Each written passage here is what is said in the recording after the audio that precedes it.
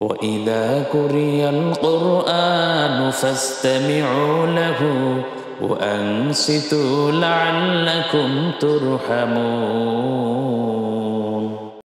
আসসালামু আলাইকুম আরহামতুল্লাহি আবরাকাতুহ। আলহামদুলিল্লাহি কাফা ওয়া সালামুন আলা ইবাদিহিল্লাযীনা ইসতাফা আম্মা বা'দ। প্রিয় দর্শক শ্রোতা, কাছে দূরে, দেশে কিংবা প্রবাসে, যে যেখানে বসে চ্যানেল এস এর নিয়মিত অনুষ্ঠান আল কোরআনের ধারাবাহিক তাফসির আলোর পথে আমাদের সাথে যুক্ত আছেন, সবাইকে জানাই আন্তরিক মোবারকবাদ। প্রিয় দর্শক, সাথে আছি আমি মুফতি আমিরুল ইসলাম সালেহ। আশা করি সকলে ভালো আছেন। মহান আল্লাহ সুবহানাহু ওয়া তাআলা আমাদের আপনাদের সবাইকে ভালো রাখুন, সুস্থ রাখুন। প্রিয় দর্শক, আজকে আমরা পবিত্র কোরআনুল কারীমের সূরাতুল বাকারার ২৬ নম্বর আয়াতে কারিমা থেকে ২৯ নম্বর আয়াতে কারিমা পর্যন্ত ধারাবাহিক ব্যাখ্যা, অনুবাদ ও তার তেলাওয়াত শুনব। মহান আল্লাহ সুবহানাহু ওয়া তাআলা এই ৪টি আয়াতে কারিমার ভিতরে যে বিষয়গুলো তুলে ধরছেন সেগুলোর মধ্যে হলো আল্লাহ তাআলা কাফির মুশরিকগণ নবী করিম সাল্লাল্লাহু আলাইহি ওয়াসাল্লামকে যে প্রশ্ন করেছিলেন, মুহাম্মদ, তোমার রব এই কোরআনের ভিতরে তুমি যে সত্য মহাবাণী বলে আমাদের সামনে পেশ করছো, এই কোরআনের ভিতরে এমন কিছু ছোট ছোট বিষয় নিয়ে এভাবে উদাহরণ, দৃষ্টান্ত দিয়েছেন যেটা আমাদের কাছে প্রশ্নবিদ্ধ মনে হয়। মহান আল্লাহ তাআলা তাদের সেই প্রশ্নের জবাবে আল্লাহ তাআলা এখানে আলোচনা করেছেন, পাশাপাশি এই কাফেরদের ৩টি দোষের আলোচনাও করেছেন। পরিশেষে মহান আল্লাহ তাআলা এই কাফেরদের যে আল্লাহর প্রতি তাদের যে শিরিক তথা অংশীদারিত্ব স্থাপন করার যে মানসিকতা তাদের ছিল, সেটা আল্লাহ পাক দূর করে তাদেরকে বুঝাতে চাইলেন, আমি আল্লাহ তাআলা একাই সব কিছু করতে পারি, আমি আল্লাহ এক, তোমরা একত্ববাদ বিশ্বাস হয়ে যাও। সে বিধায় আল্লাহ সুবহানাহু ওয়া তাআলা পরিশেষে দুটো ক্ষমতা আল্লাহ তাআলা এখানে প্রকাশ করেছেন, যেই দুটো ক্ষমতা আমার আছে। তাহলে চলুন মহান আল্লাহ তাআলা আমাদেরকে এই আয়াতে কারিমাগুলোতে কি মেসেজ দিচ্ছেন আমরা সেদিকে অগ্রসর হই। মহান আল্লাহ তাআলা বলেন, বিসমিল্লাহির রহমানির রহিম, ইন্নাল্লাহা লা ইস্তাহি আন ইয়াদরিবা মাসালাম মা বাউদাতান ফামা ফাওকাহা فأما الذين آمنوا فيعلمون أنه الحق من ربهم وأما الذين كفروا فيقولون ماذا أراد الله بهذا مثلا يضل به كثيرا ويهدي به كثيرا وما يضل به إلا الفاسقين। নিশ্চয়ই আল্লাহ তাআলা লজ্জাবোধ করেন না মাছি কিংবা তার চেয়েও ক্ষুদ্রতর কোনো বস্তু দিয়ে উদাহরণ দিতে। অতঃপর তাদের মধ্য থেকে যারা ঈমানদার তারা বলে, এই উদাহরণ তাদের রবের পক্ষ থেকে সত্য ও সঠিক। আর যারা কাফের তারা বলে, আল্লাহ তাআলা এই উদাহরণ দিয়ে কি বোঝাতে চেয়েছেন। ফলত তিনি অধিকাংশ মানুষকে এই উদাহরণ দিয়ে পথভ্রষ্ট করেন, আবার অধিকাংশ মানুষকেই এই উদাহরণ দিয়ে সঠিক পথের দিশা দান করেন। আর তিনি এই উদাহরণ দিয়ে কেবল ফাসিকদেরই পথভ্রষ্ট করে থাকেন। প্রিয় দর্শক, মহান আল্লাহ সুবহানাহু ওয়া তাআলা এই আয়াতে কারিমার মাধ্যমে কাফেরদের যে প্রশ্ন ছিল সে প্রশ্নের জবাব আল্লাহ তাআলা দিয়েছেন। নবী করিম সাল্লাল্লাহু আলাইহি ওয়াসাল্লামের কাছে কাফেররা প্রশ্ন করেছিল, মুহাম্মদ, তোমার প্রভু যেই কথা তোমার কাছে জানিয়েছেন তুমি আমাদের কাছে বলছো, আমরা এগুলো শুনি, তবে আমাদের প্রশ্ন থাকে, তোমার প্রভু এত মহান হয়ে কিভাবে একটি মাছি দিয়ে উদাহরণ দিতে পারে? এটা আমাদের কাছে প্রশ্ন মনে হয়, এটা আমাদের কাছে অসামঞ্জস্য মনে হয়। যে তোমার প্রভু এত মহান হয়ে একটা মাছি দিয়ে উদাহরণ দিতে পারে? আর এই উদাহরণ আল্লাহ তাআলা এই জন্য দিয়েছেন, আমরা যদি কোরআনে কারীমের অন্যত্র লক্ষ্য করি তাহলে আমরা লক্ষ্য পাবো সেখানে আল্লাহ তাআলা তারা যেই মুশরিকেরা যেই মূর্তি দেবতার পূজা করত সেটাকে কেন্দ্র করে আল্লাহ তাআলা এভাবে উদাহরণ দিচ্ছেন। সূরাতুল হজ্জের একটি আয়াতে কারীমার ভিতরে আল্লাহ বলেন, ইয়া আইয়ুহান নাসু দুরিবা মাসালুন ফাসতামিউ লাহ, হে লোক সকল, তোমাদের সামনে আমি একটি উদাহরণ পেশ করছি, ফাসতামিউ লাহ, খুব গুরুত্ব সহকারে শোনো। উদাহরণটা হলো এই, ইন্নাল্লাযীনা তাদউনা মিন দুনিল্লাহি লা ইয়াখলুকু যুবাবা ওয়ালা ইজতামাউ লাহ, নিশ্চয়ই তোমরা যাদেরকে ডাকছো, যাদের কাছে প্রার্থনা করছো, এরা যদি সবাই একত্রিত হয়েও একটা মাছি সৃষ্টি করার চিন্তা করে, একটা মাছিও এরা সৃষ্টি করতে পারবে না। এরা এতটাই দুর্বল, একটা মাছিও এরা সৃষ্টি করতে পারবে না। ওয়া ইয়াসলুবহুমুয যুবাবু শাইআন লা ইস্তানকিযুহু মিনহু, এমনকি যদি এদের কাছে মাছি এসে কোনো হামলা করে, কোনো কিছু ধরে, তাহলে লা ইস্তানকিযুহু মিনহু, তাহলে সেখানে মাছিকে তাড়িয়ে তাদের সেই জিনিস, খাবার হোক যেটাই হোক, সেটা তারা রক্ষা করতে পারবে না। দুআফা তালিব ওয়াল মাতলুব, আল্লাহ তাআলা বলেন তাহলে যারা তাদের কাছে প্রার্থনা করে, তাদের উপাসনা করে, এবং ওয়াল মাতলুব, এবং যাদের কাছে উপাসনা করা হয় সেই দেব দেবতা, তাদের হাতে ঘোড়া বানানো যে মূর্তি আছে, আল্লাহ বলেন এই দুই শ্রেণী কতই না দুর্বল। এটা কতই না দুর্বল যে এই মাছি, একটা মাছি বসলে সরাতে পারে না, একটা মাছি তারা সৃষ্টি করতে পারে না, এরা যেমন দুর্বল, আবার এভাবে যারা তাদের কাছে গিয়ে প্রার্থনা করছে এরাও কতই না দুর্বল মানসিকতার, যে এদের কাছে গিয়ে এরা প্রার্থনা করছে। তো প্রিয় দর্শক, মহান আল্লাহ তাআলা এই যে উদাহরণ দিতেন, এটা কাফিরদের কাছে ভালো লাগতো না, তাদের কাছে প্রশ্নবিদ্ধ মনে হতো। সে বিধায় আল্লাহ সুবহানাহু ওয়া তাআলা নবী করিম সাল্লাল্লাহু আলাইহি ওয়াসাল্লামের মাধ্যমে তাদেরকে বুঝাতে চাচ্ছেন যে ইয়া রাসূলুল্লাহ, আপনি তাদেরকে বলুন, তাদের প্রশ্ন করতে হবে না যে আল্লাহ মহান হয়ে কিভাবে একটা মাছি দিয়ে উদাহরণ দেন। এটা আমি আল্লাহ পারি, এটা এই জন্যে করি যে মানুষ যেন এখান থেকে শিক্ষা গ্রহণ করে। এরপর আল্লাহ তাআলা বলছেন, এরা তো এই কাফির মুশরিকেরা তো প্রশ্ন ছুড়ে দিচ্ছে, কিন্তু ফাআম্মাল্লাযীনা আমানু ফায়ালামুনা আন্নাহুল হাক্কু মির রাব্বিহিম, আল্লাহ তাআলা বলেন যারা ঈমানদার, যারা মুমিন, তারা জানে আন্নাহুল হাক্কু মির রাব্বিহিম, এই উদাহরণটা তাদের রবের পক্ষ থেকে সঠিক, সত্য, এই উদাহরণটা সঠিক। হ্যাঁ, যারা বিবেকবান, যারা ঈমানদার, তারা তো ঠিকই বুঝতেছেন যে এইভাবে যে একটা মাছি তারা সৃষ্টি করতে পারে না, অপরদিকে এভাবে একটা মাছি তারা তাড়িয়েও দিতে পারে না। তাহলে আল্লাহ তাআলা এটাই বুঝাতে চাইলেন যে মুমিন এটা বুঝে যে এটা তাদের রবের পক্ষ থেকে সঠিক উদাহরণ, সঠিক দৃষ্টান্ত, এক্সাম্পল। আরেক শ্রেণী আছে, ওয়া আম্মাল্লাযীনা কাফারু ফায়াকুলুনা মাযা আরাদাল্লাহু বিহাযা মাসালা, আর যারা কাফের তারা এভাবে প্রশ্ন ছুড়েছে। আল্লাহ তাআলা বলেন তাদের প্রশ্ন হলো মাযা আরাদাল্লাহু বিহাযা মাসালা, আল্লাহ তাআলা এই মাছি দিয়ে কি উদাহরণ দিচ্ছেন, কি বুঝাতে চেয়েছেন?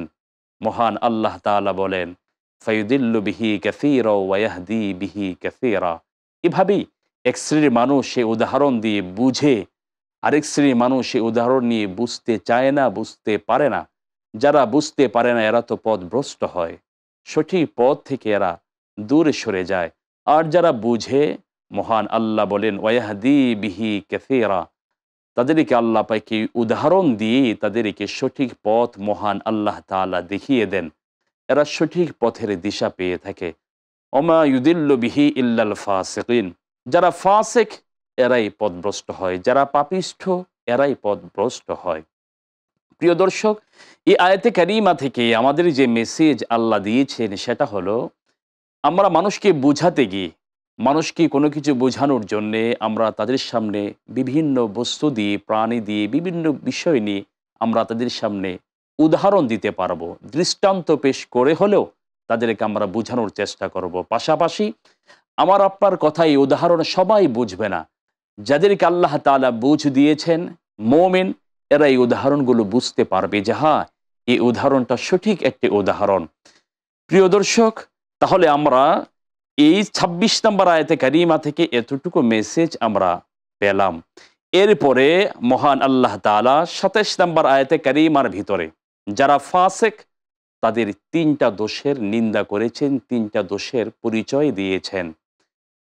এর আগে আমরা একটু জেনে নিই ফাসেক কাকে বলে। ফাসেক বলা হয় যে সত্য থেকে সরিয়ে গেল, যে আনুগত্য থেকে বেরিয়ে গেল, যে মহান আল্লাহ তাআলার আনুগত্য থেকে সরে পড়ল, তাকে ফাসেক বলা হয়। ফিস্ক মানে পাপাচারিতা, গুনাহ, এভাবে নাফরমানি, আল্লাহর আনুগত্য থেকে যারা সরে যায় তাদেরকে ফাসেক বলা হয়। এখানে মুফাসসিরিন কেরাম বলেন ফাসেক বলে উদ্দেশ্য হলো সে কাফেরদেরকে, তাছাড়া মোনাফিক যারা, উল্লেখযোগ্য মোনাফিক যারা, তাদেরও এই দৃষ্টান্ত যে তারা সত্য উদাহরণকে তারা সত্য মনে করে না, পাল্টা তারা প্রশ্ন ছড়ে দেয়। অতএব কেউ যদি সত্য বুঝানোর জন্য আমাদেরকে কোনো উপমা উদাহরণ দিয়ে বুঝানোর চেষ্টা করে, আমাদের উচিত হলো এজ এ মুমিন হিসাবে সে উদাহরণ থেকে আমাদের শিক্ষা গ্রহণ করা। এরপর মহান আল্লাহ তাআলা ২৭ নম্বর আয়াতে কারিমার ভিতরে সেই ফাসিকদের ৩টি দোষের বর্ণনা দিচ্ছেন। মহান আল্লাহ তাআলা বলেন, الذين ينقضون عهد الله من بعد ميثاقه ويقطعون ما أمر الله به أن يوصل ويفسدون ما أمر الله به أن يوصل ويفسدون في الأرض أولئك هم الخاسرون। যারা আল্লাহ তাআলার প্রতিশ্রুতি দেওয়ার পরেও তাদের প্রতিশ্রুতি ভঙ্গ করে এবং তাদেরকে যে সম্পর্ক ধরে রাখার আদেশ দেয়া হয়েছিল সেই সম্পর্ক ছিন্ন করে এবং পৃথিবীতে বিশৃঙ্খলা করে, তারাই ক্ষতিগ্রস্ত। প্রিয় দর্শক, মহান আল্লাহ তাআলা এই আয়াতে কারিমার ভিতরে সেই ফাসিকদের, কাফেরদের ৩টি দোষের বর্ণনা দিয়েছেন। প্রথম দোষ হলো তাদের, মহান আল্লাহ তাআলা বলেন তারা আল্লাহ তাআলার সাথে যে প্রতিশ্রুতি দিয়েছিল সেই প্রতিশ্রুতি তারা ভঙ্গ করে, সেই ওয়াদা তারা ভঙ্গ করে। আমরা যদি ভিন্ন আয়াতের দিকে লক্ষ্য করি যে পৃথিবীর মানুষ, চাই মুসলিম চাই কাফের, সকল ধর্মাবলম্বী মানুষ কি প্রতিশ্রুতি আল্লাহ তাআলার সাথে দিয়েছেন। মহান আল্লাহ তাআলা যখন মানুষের রূহ আল্লাহ পাক একটি জায়গায় একত্রিত করলেন, যেই জায়গাটাকে, যে সমাবেশ স্থলকে আলমে আরওয়াহ বলা হয়, রূহের জগৎ বলে আমরা জানি। সে আলমে আরওয়াহতে যখন পৃথিবীর সকল মানুষদের রূহকে সেখানে একত্রিত করা হয়, মহান আল্লাহ তাআলা সেখানে তাদের প্রতিশ্রুতি নিয়েছিলেন। কিভাবে প্রতিশ্রুতি নিয়েছিলেন? মহান আল্লাহ সেদিন তাদেরকে লক্ষ্য করে বলেছিলেন, আলাস্তু বিরাব্বিকুম, আমি কি তোমাদের প্রভু নই? ক্বালু বালা। সেদিন একই কণ্ঠে সকল রূহ এই কথা উচ্চারণ করল, ক্বালু বালা, হ্যাঁ অবশ্যই আপনি আমাদের প্রভু। মহান আল্লাহ তাআলা বলছেন সেই রূহের জগতে, আলমে আরওয়াহ, রূহের জগতে পৃথিবীর সকল মানুষ, এই কাফের মুশরিকেরা যারা এখনো মক্কাতে আছে, যারা আজকে আপনার কাছে আমার কোরআনে কারীম নিয়ে প্রশ্ন ছুড়ে দিচ্ছে, তাদেরকে আপনি বলুন, তারাও তো সেদিন রূহের জগতে প্রতিশ্রুতি দিয়েছিল আমি তাদের রব, কিন্তু আজকে তারা আমি আল্লাহর সাথে শিরিক করছে, পার্টনারশিপ সাব্যস্ত করছে, অংশীদারিত্ব স্থাপন করার যে মানসিকতা, কুফরি তারা করছে। এই জন্য তাদের এই স্বভাব ছিল যে তারা তাদের আল্লাহর সাথে যে অঙ্গীকারবদ্ধ রব বলে যে স্বীকৃতি দিয়ে আসা, সেটা তারা ভঙ্গ করে। দ্বিতীয়ত তাদের যে দোষ, ওয়ায়াকতাউনা মা আমারাল্লাহু বিহি আইয়ুসালা ওয়ুফসিদুনা ফিল আরদ, তাদের দ্বিতীয় দোষ হলো মহান আল্লাহ তাআলা তাদেরকে যে সম্পর্ক ধরে রাখার আদেশ দিয়েছেন সেটা তারা ভঙ্গ করছে, ছিন্ন করছে। মুফাসসিরিন কেরাম বলেন এই সম্পর্ক হলো আত্মীয়তার সম্পর্ক। আত্মীয়তার সম্পর্ক, আইয়ুসালা আত্মীয়তার সম্পর্ক, আরবের লোকেরা আত্মীয়তার সম্পর্ক ছিন্ন করে চলতো। শুধু তাই নয়, আমরা অবগত আছি তাদের সেই জাহিলি যুগের যে ইতিহাস আছে, সেটা হলো আত্মীয়তার কতগুলো স্তর আছে। একেবারেই কাছের যে ফার্স্ট স্তর, প্রথম স্তরে যারা ছিল তাদের সাথেই কিভাবে ছিন্নতার পরিচয় তারা দিয়েছে। তাদের নিজের সন্তানকে, কন্যা সন্তানকে তারা নিজের সম্মানহানি হবে সেই ভয়ে জীবন্ত কবর দেয়া হতো। এই যে তাদের এখান থেকে ছিন্নতা শুরু হয়, আরো অনেক দিক দিয়ে তারা আত্মীয়তার সম্পর্ক ছিন্ন করে বেড়াতো। মহান আল্লাহ তাআলা বলেন এটা তাদের দ্বিতীয় দোষ। নবী করিম সাল্লাল্লাহু আলাইহি ওয়াসাল্লাম বলেন, মা মিন যামবিন আইয়ুজদারা, মহান আল্লাহ তাআলা এমন দুটো অপরাধ আছে যেই দুটো অপরাধের শাস্তি পরকালে আল্লাহ দিবেন, ঠিক দুনিয়াতেও তার কিছু সাজা সেই ব্যক্তি, সেই অপরাধী পাবে। যেই দুটো অপরাধ, সেই দুটো অপরাধ হলো, নবী করিম সাল্লাল্লাহু আলাইহি ওয়াসাল্লাম বলেন, মিনাল বাগি ওয়া কাতিআতির রাহিম, এক হলো জুলুম, অত্যাচার, এর শাস্তি পরকালে থাকবে, দুনিয়াতে এর শাস্তিও পেতে হবে। আরেকটি শাস্তি হলো কাতিআতুর রাহিম, আত্মীয়তার সম্পর্ক ছিন্ন করা। যারা আত্মীয়তার সম্পর্ক ছিন্ন করবে, আল্লাহ তাআলা তাদেরকে পরকালে সাজা দিবেন, দুনিয়াতেও তাদেরকে সাজা দিবেন। তৃতীয়ত তাদের যে দোষটা ছিল সেটা হলো ওয়ুফসিদুনা ফিল আরদ, জমিনে বিশৃঙ্খলা সৃষ্টি করা। তারা পৃথিবীতে বিশৃঙ্খলা সৃষ্টি করত। তারা কথা বলতো যে আমরা যে যে ধর্মে আছি সকল ধর্মের সমন্বয় করে আমরা এক ধর্মে ধর্মান্তরিত হয়ে যাই, যেটা আদৌ পৃথিবীতে সম্ভব নয়। এই কথা বলে বলে তারা কখনো মুসলিমদের ভিতরে, কখনো ইহুদিদের, কখনো এই নাসারা যারা ছিল, অগ্নি পূজারই যারা ছিল, এদেরকে নিয়ে তারা বিভিন্নভাবে ষড়যন্ত্র করত। আল্লাহ সুবহানাহু ওয়া তাআলা বলেন, ইন্নাল্লাহা লা ইউহিব্বুল মুফসিদিন, নিশ্চয়ই যারা বিশৃঙ্খলা সৃষ্টিকারী এদেরকে মহান আল্লাহ তাআলা পছন্দ করেন না। প্রিয় দর্শক, এই ২৭ নম্বর আয়াতে কারিমা থেকে আমরা ফাসিক এর ৩টা দোষ পেয়েছি। পাপিষ্ঠ যারা, পাপাচারী যারা, অপরাধী, এদের ৩টা দোষের বর্ণনা পাই। প্রথমত, মহান আল্লাহ তাআলার সাথে কাউকে শরীক, অংশীদার হিসাবে, সমকক্ষ হিসাবে কাউকে সাব্যস্ত করা। দ্বিতীয় অপরাধ হলো আত্মীয়তার সম্পর্ক ছিন্ন করা। তৃতীয় অপরাধ হলো পৃথিবীতে বিশৃঙ্খলা সৃষ্টি করা। সুতরাং এই ৩টা অপরাধ আমরা মুমিন হিসাবে আমাদের ভিতরে থাকা কখনোই উচিত নয়। এই ৩টা দোষে যদি আমরা কি অভ্যস্ত হয়ে থাকি, তাহলে আমাদের উচিত হবে এই ৩টা দোষ আমাদের থেকে সরিয়ে ফেলা।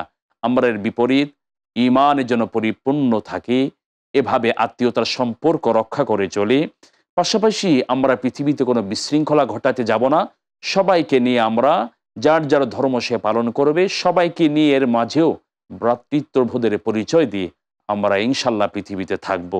প্রিয় দর্শক, এখন আমরা কথা বলবো আল কোরআনুল কারীমের সূরাতুল বাকারার ২৮-২৯ নাম্বার এই দুটো আয়াতে কারিমা নিয়ে। এই দুটো আয়াতে কারিমার ভিতরে মহান আল্লাহ তাআলা পিছনের যে দুটো আয়াতে কারিমাতে কাফিরদের যে প্রশ্ন জবাব দিয়েছেন, পাশাপাশি তাদের ৩টি দোষেরও বর্ণনা দিয়েছেন। সে কাফিরদেরকে লক্ষ্য করে মহান আল্লাহ তাআলা এই দুটো আয়াতে কারিমায় তাদেরকে বুঝাতে চেয়েছেন, আমি আল্লাহ তাআলা কত বড় ক্ষমতাধর। তোমরা আমার সাথে বিভিন্নভাবে পার্টনারশিপ স্থাপন করছো, আমার সাথে কাউকে সমকক্ষ নির্ধারণ করছো, কাউকে শক্তির দেবতা, কাউকে ক্ষমতার দেবতা, কাউকে এভাবে রিজিক, ধন সম্পদের দেবতা বলে বলে তোমরা যেভাবে নির্দিষ্ট করেছ, এগুলোর তো প্রয়োজন নেই। আমি একাই যে পারি সারা পৃথিবী, আসমান জমিন সৃষ্টি থেকে শুরু করে, তোমাকে সৃষ্টি থেকে শুরু করে সব যে আমি আল্লাহ তাআলা পারি, আমি একাই যে পারি, সেই ক্ষমতা বহন করে এমন একটি বিষয় আল্লাহ পাক তুলে ধরছেন এই দুটো আয়াতে কারিমার ভিতরে। মহান আল্লাহ তাআলা বলেন, কাইফা তাকফুরুনা বিল্লাহি ওয়া কুনতুম আমওয়াতান ফাআহইয়াকুম সুম্মা ইউমীতুকুম সুম্মা ইউহয়ীকুম সুম্মা ইলাইহি তুরজাউন। কিভাবে তোমরা আল্লাহর প্রতি কুফরি করছো, অথচ তোমরা ছিলে মৃত, অতঃপর তিনি তোমাদেরকে জীবন দান করেছেন, তারপর তিনি তোমাদেরকে মৃত্যু দান করবেন, অতঃপর তিনি আবার তোমাদেরকে পুনর্জীবন দান করবেন, অতঃপর তার নিকটই তোমাদের ফিরে যেতে হবে। প্রিয় দর্শক, মহান আল্লাহ তাআলা এই আয়াতে কারিমার ভিতরে সে কাফেরদের লক্ষ্য করে বলছেন, আমার সাথে কাউকে সমকক্ষ নির্ধারণের প্রয়োজন নেই, আমি আল্লাহ তাআলা একাই পারি, আমি আল্লাহ এক, আমার সাথে কাউকে অংশীদার হিসাবে, সমকক্ষ হিসাবে দাঁড় করাতে হবে না। আমি আল্লাহ যেমন তোমাকে সৃষ্টি করতে পারি, তাহলে তোমাকে কেন রিজিক দিতে পারবো না? আমি আল্লাহ যদি তোমার জীবন দিতে পারি, কেন তোমার খাবারের ব্যবস্থা করতে পারবো না? অতএব আমি আল্লাহ এক, আমার সাথে কাউকে তোমরা শরীক স্থাপন করো না। একবার তোমার নিজের দিকে তাকাও, কাইফা তাকফুরুনা বিল্লাহ, কিভাবে আল্লাহকে অস্বীকার করছো, কিভাবে আল্লাহর সাথে কুফরি করছো। তোমার নিজের দিকে তাকাও মানুষ, অকুনতুম আমওয়াতান, তুমি তো মৃত ছেলে, ফাহিয়াকুম, তারপর আমি আল্লাহ তোমাদের জীবন দান করলাম।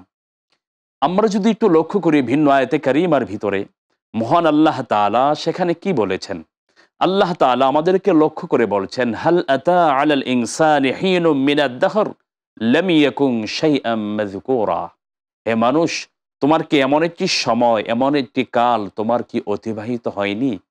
লাম ইয়াকুন শাইআম মাযকুরা, তুমি কোনো আলোচনার টপিক, কোনো বিষয়ই ছিলে না। একটু যদি আমরা লক্ষ্য করি, আমরা কেমন অস্তিত্বহীনতায় ছিলাম। আমার নামে অমুক এলাকায় অমুকের ঘরে জন্ম নিব, পৃথিবীতে আমার এই অবস্থান তৈরি হবে, আমরা কি ইভেন আমাদের যারা ছিলেন তারা কি কখনো আদৌ চিন্তা করেছিল? আমরা এমনই অস্তিত্বহীনতায় ছিলাম। আল্লাহ তাআলা কাফেরদেরকে সেটাই স্মরণ করিয়ে দিচ্ছেন, হাল আতা আলাল ইনসান, হে কাফের মুশরিকেরা, আজকে আমার সাথে তোমরা কুফরি করছো, আমার সাথে তোমরা দেব দেবতাকে নিয়ে পূজা করছো, এই উপাসনা করছো, একটু চিন্তা করে দেখো। অকুনতুম আমওয়াতান, তোমরা তো অস্তিত্বহীনতাই ছিলে, তোমাদের অস্তিত্বই ছিল না। লাম ইয়াকুন শাইআম মাযকুরা, মানে কোনো আলোচনার বস্তুই তুমি ছিলে না।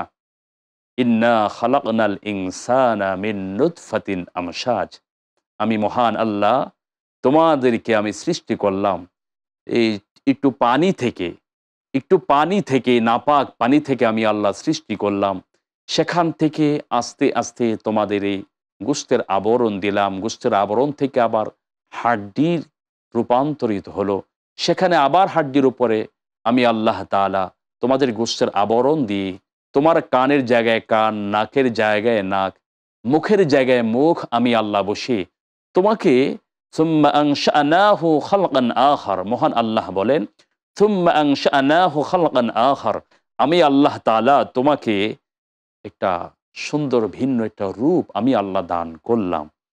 প্রিয় দর্শক, মহান আল্লাহ তাআলা এটা তাদেরকে বুঝাচ্ছেন, ফাহিয়াকুম, তিনি তোমাদের কিভাবে অস্তিত্বহীনতা থেকে অস্তিত্ব দিয়েছেন। সুম্মা ইউমিতুকুম, এরপরে আল্লাহ তাআলা তোমার একটা সময় আসবে, যে সময় আবার তোমাকে আল্লাহ তাআলা মৃত্যু দান করবেন। ইযা জাআ আজালুহুম লা ইস্তাখিরুনা সাআতাও ওয়া লা ইস্তাকদিমুন, যে সময়টা চলে আসবে, সেই সময়ে যেই ঘন্টা বেজে যাবে, তোমার মৃত্যুর ঘন্টা বেজে যাবে, সেই মুহূর্তকে এক মুহূর্ত পিছেও সরাতে পারবে না, সামনেও এগিয়ে নিতে পারবে না। কুল্লু নাফসিন যায়িকাতুল মাউত, প্রতিটি প্রাণী তাকে মৃত্যুর স্বাদ গ্রহণ করতে হবে। আল্লাহ তাআলা এই দুনিয়া থেকে আবার তোমাদেরকে নিয়ে যাবেন। সুম্মা ইউহয়িকুম, তোমাদেরকে কবরে দাফন করা হবে, কিংবা তোমাদেরকে যেখানেই তোমাদের মৃত্যু হোক, আবার একটি সময় আসবে, ইউহয়িকুম, তোমাদেরকে আল্লাহ পাক জীবন দান করবেন, তোমরা জীবন ফিরে পাবে।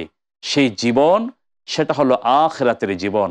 আল্লাহ তাআলা কোরআনে কারীমের ভিতরে কাফেরদেরকে লক্ষ্য করে বলছেন, আফা হাসিবতুম আন্নামা খালাকনাকুম আবাসা ওয়া আন্নাকুম ইলাইনা লা তুরজাউন, আরে আফা হাসিবতুম, তোমরা কি ধারণা করছো, সন্দেহ হচ্ছে, জান্নামা খালাকনাকুম আবাসা, আমি তোমাদেরকে অহেতুক অনর্থক সৃষ্টি করেছি, আন্নামা খালাকনাকুম আবাসা ওয়া আন্নাকুম ইলাইনা লা তুরজাউন, আর আমার কাছে তোমাদের ফিরে আসতে হবে না এমনটাকে ভাবছো?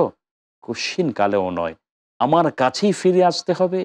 আমি আল্লাহ তোমাকে যেমন জীবন দিতে পারি, এই জীবন দিয়ে দুনিয়া থেকে আবার তোমাকে নিয়ে যেতে পারি, সেখানে তোমার মৃত্যু হবে, মৃত্যুর পরে আবার আমি আল্লাহ তাআলা তোমাকে পুনর্জীবন দিতে পারি। এটা আমি আল্লাহর পক্ষে সম্ভব, আমি পারবো। এটা যে আল্লাহর পক্ষে সম্ভব এটা আমরা সহজেই বুঝবো। একটা উদাহরণ যদি আপনাদের সামনে আমি দিই, সেটা হলো আমরা লক্ষ্য করে দেখি, আমরা যে হাতে আমাদের যে মোবাইলটা আমরা ব্যবহার করি, এই মোবাইলটা যিনি প্রথম আবিষ্কার করেছেন, তার এই আবিষ্কারের পিছনে তার বহু শ্রম, বহু ত্যাগ স্বীকার করতে হয়েছে, তার বহু কষ্ট হয়েছে একটা মোবাইল আবিষ্কার করতে। কিন্তু আজকে আমাদের হাতে পাওয়া সেই মোবাইলটি যদি কোনো ধরনের যান্ত্রিক ত্রুটি দেখা যায়, আমরা তখন সার্ভিসিং সেন্টারে নিয়ে গেলে দেখা যায় এটা ঠিক করে দিচ্ছে। ইভেন এমনও আছে তার অত লেখাপড়াও নেই, সার্ভিসিং সেন্টার নিয়ে বসে আছে, আমরা সেখানে গেলে সে অল্প সময়, হয়তো 1 ঘন্টা সময় নেবে কিংবা একদিন সময় নেবে, এই মোবাইলটা সুন্দর সে সহজে ঠিক করে দিবে। আমরা যেটা খেয়াল করি সেটা হলো, যে ব্যক্তি পরবর্তীতে সার্ভিসিং করে দিচ্ছে তার অত লেখাপড়াও নেই, অত যোগ্যতাও নেই, কিন্তু তার জন্য এই কাজটা করে দিতে তার অত সময়ের প্রয়োজন হয় নাই। যতটুকু সময় প্রয়োজন হয়েছিল যিনি এটা প্রথম আবিষ্কার করেছেন তার জন্য যেমন জটিল ছিল, পরবর্তীতে যিনি সার্ভিসিং করে ঠিক করে দিয়েছেন তার জন্য এটা অত জটিল হওয়ার কথা নয়, জটিল ছিলও না।